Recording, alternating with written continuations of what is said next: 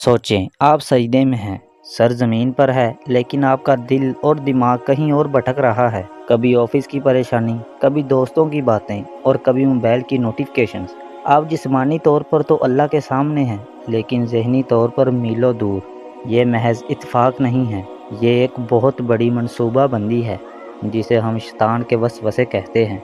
शैतान आपको एक दिन में काफिर या गुनाहगार नहीं बनाता, बल्कि वो बहुत खामोशी से साफ मुख्तलिफ मराहल में आपका ईमान छीन लेता है। आज हम इन्हीं 7 स्टेज का पर्दाफाश करेंगे। स्टेज नंबर 1, नमाज में गफलत। पहला वार आपकी नमाज पर होता है। आप अल्लाह अकबर कहकर नमाज तो शुरू करते हैं, लेकिन पहली आयत ख़त्म होने से पहले ही शैतान आपको पुरानी बातें याद दिलाने लगता है। वो आपकी नमाज से सुकून चोरी कर लेता है, यहाँ तक कि आपको ये भी याद नहीं रहता कितनी रकातें पढ़ ली हैं या कितनी पढ़नी थी। याद रखें, नमाज मोमन की ढाल है, और अगर ढाल कमज़ोर हो जाए तो दुश्मन के लिए रास्ता साफ़ हो जाता है। नंबर 2, फ़राइज़ में सुस्ती। अब शैतान आपको नमाज से दूर करने का दूसरा तरीका अपनाता है, तख़ीर करना। जैसे ही अज़ान की आवाज़ आती है, वो आपके कान में फूंकता है, अभी तो बहुत वक़्त है, 10 मिनट बाद पढ़ लेना। वो आपको थकन का एहसास दिलाता है और आपके 10 मिनट घंटों में बदल जाते हैं, यहाँ तक कि नमाज क़ज़ा हो जाती है। मराहल नंबर 3, गुनाह को मामूली समझना। इस स्टेज पर शैतान गुनाह की सख्ती ख़त्म कर देता है। पहली बार कोई गलत काम करते हुए दिल कांपता है, लेकिन शैतान कहता है आजकल तो सब यही करते हैं, इसमें क्या बुराई है। आस्ता आस्ता आपका ज़मीर मिट जाता है और आप गुनाह को अपनी ज़िंदगी का हिस्सा बना लेते हैं।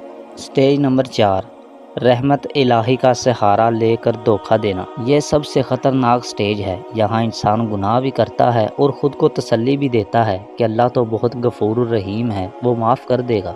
बेशक अल्लाह माफ़ करने वाला है, लेकिन अल्लाह की रहमत का सहारा लेकर जानबूझकर गुनाह करना शैतान का सबसे बड़ा जाल है। स्टेज नंबर 5, मायूसी का वार। जब इंसान गुनाहों की दलदल में फंस कर वापसी का सोचता है, तो शैतान दूसरा रास्ता अपना लेता है। अब वो कहता है कि तू इतना बुरा हो चुका है कि अब तेरी तौबा कभी कबूल नहीं होगी।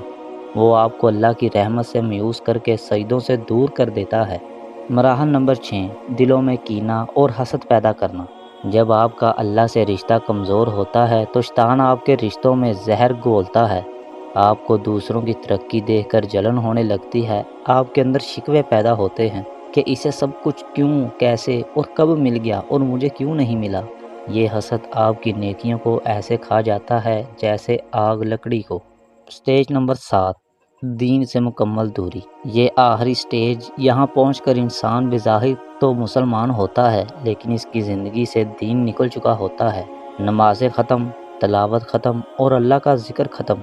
इसे लगता है कि वो आज़ाद है, लेकिन हकीकत में वो शैतान का कैदी बन चुका होता है।